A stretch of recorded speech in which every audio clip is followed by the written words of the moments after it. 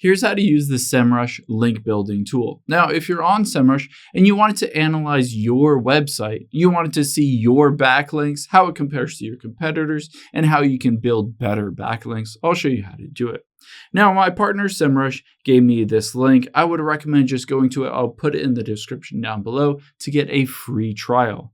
So once we open up this link, we can go to Google Chrome, for instance, and you can see get your free 7-day Semrush trial. Just hit start free trial, enter in your email, and you're good to go. Now, after you've done that, let's just open up Semrush here. And there are two different places that I would recommend going. The first one is go to backlink gap. You're going to check to see if there are any gaps between your website and other competitors' backlinks.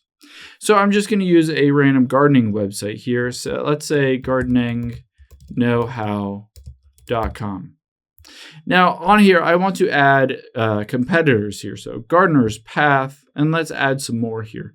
Let's do Almanac, Garden Design, and Garden, and hit Find Prospects. This will allow you to analyze your website against other websites that are your competitors. So let's open up the charts here. Now you can see authority score. So the gardening know-how is 66. You can see Gardener's Path is 49. The highest is almanac.com at 77. So you're kind of in the middle of that mix there, which is pretty good. And then you can see over time how the referring domains has changed. This will give you an idea of where you are in relation to your competitors. After you have a good idea of that, we can go down and we can go to the link building tool. On here, I've already created one for gardening know-how, but if I open it up, you'll be able to see it says 1,600 domain prospects. And I can go over to prospects here. Now, it will give me ideas of other websites that I might want to reach out to and have a guest post for, or ask if they would put a link to my website on there. You can see Fine Gardening, A Way to Garden, Dave's Garden.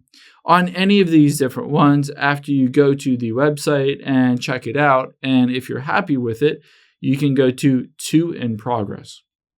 Now, after you've done that, all you need to do is go to in progress here, and you can see Fine Gardening, all of the ones that you have added. For any of these different ones, you can hit contact.